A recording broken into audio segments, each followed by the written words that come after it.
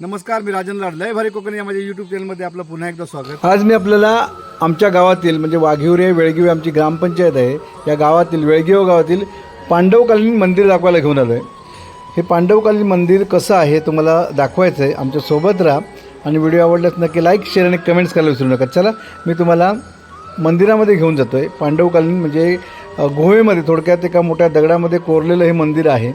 खूप वर्षापूर्वीचं हे मंदिर आहे, हे तुम्हाला मी दाखवतो आहे। मी मंदिरापर्यंत तुम्हाला घेऊन जातो आहे।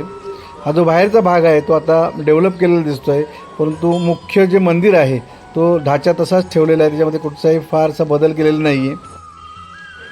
सिंधुदुर्ग जिल्ह्यातील देवगड तालुक्यातील वेळगिवे या गावामध्ये आता आपण आहोत। या गावामध्ये श्रीदेव रामेश्वराचं पांडवकालीन मंदिर आहे। संपूर्ण दगडामध्ये हे कोरलेलं मंदिर आहे, फार पुरातन हे मंदिर आहे।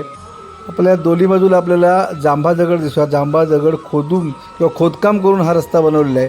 मी आता थेट तुम्हाला श्रीदेव रामेश्वर मंदिराच्या गाभाऱ्यापर्यंत घेऊन जाण्याचा प्रयत्न करणार आहे। हे मंदिर कशा पद्धतीने आहे हे आपल्याला पाहायचं आहे। व्हिडिओ आवडल्यास नक्की लाईक शेअर आणि कमेंट्स करायला विसरू नका। चला मी थेट आपल्याला मंदिरामध्ये घेऊन जातो आहे। ओम नमः शिवाय तर जयघोष करत आपण आतमध्ये प्रवेश करूया। तुम्ही बघताय दोन्ही बाजूला हे जे दगड आहेत किंवा ह्या दगडामध्ये खोदलेले मंदिर आहे। पावसाळा आहे त्यामुळे आतमध्ये ओलावा दिसतोय, लाईटची व्यवस्था आहे।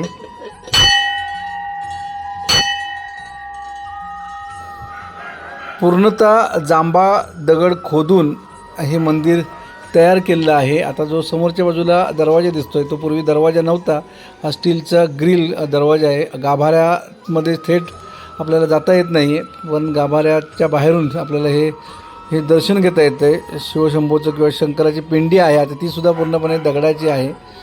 हे तुम्ही बघताय की चारी बाजूला पूर्णपणे हा खोदलेला जांभा दगड आणि त्याच्यामध्ये साकारलेलं हे मंदिर पांडवकालीन मंदिर म्हणून हे संपूर्ण सिंधुदुर्गामध्ये प्रसिद्ध आहे। मंदिराच्या बाहेरच्या बाजूला आपण आलो आहोत। संपूर्ण कातळ आहे, कातळ भाग खोदून हे मंदिर तयार केलेलं आपल्याला दिसतं आहे। या बाजूला काय आहे ते तुम्हाला मी दाखवतो, या माझ्यासोबत।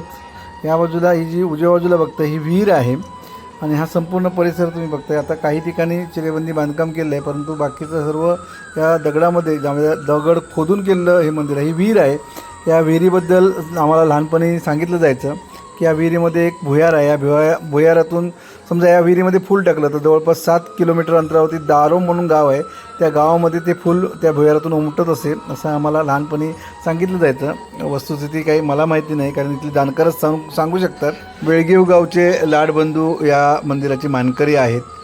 आम्ही जेव्हा लहानपणी या ठिकाणी यायचो तेव्हा ते पूर्णपणे मंदिर दगडाचं होतं। आता काळाच्या ओघामध्ये थोडी बदल होत गेले आहेत, डेव्हलपमेंट होत आहे आणि त्याच्यामुळे आता हे आपल्याला हा जो सिमेंटचा भाग दिसतो आहे तो नंतर केलेला आहे।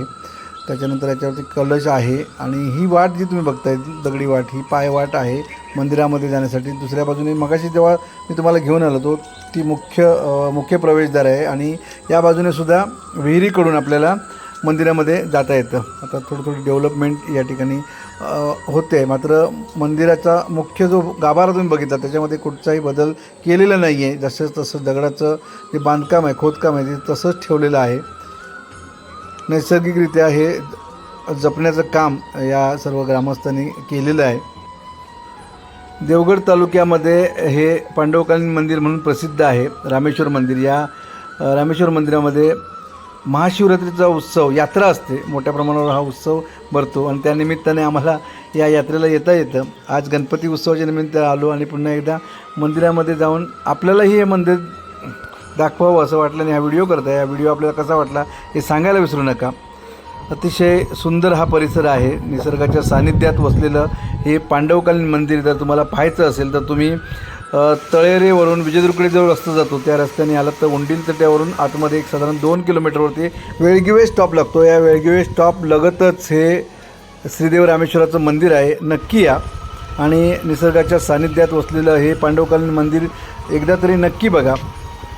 गणेशोत्सवाच्या निमित्ताने गावी आलेलो असताना आपल्याला हे मंदिर दाखवावं असं वाटलं म्हणून हा व्हिडिओ केला। तर व्हिडिओ कसा वाटला सांगायला विसरू नका आणि अशाच प्रकारचे नवनवीन व्हिडिओ पाहण्यासाठी पाहत राहा लय भारी कोकण।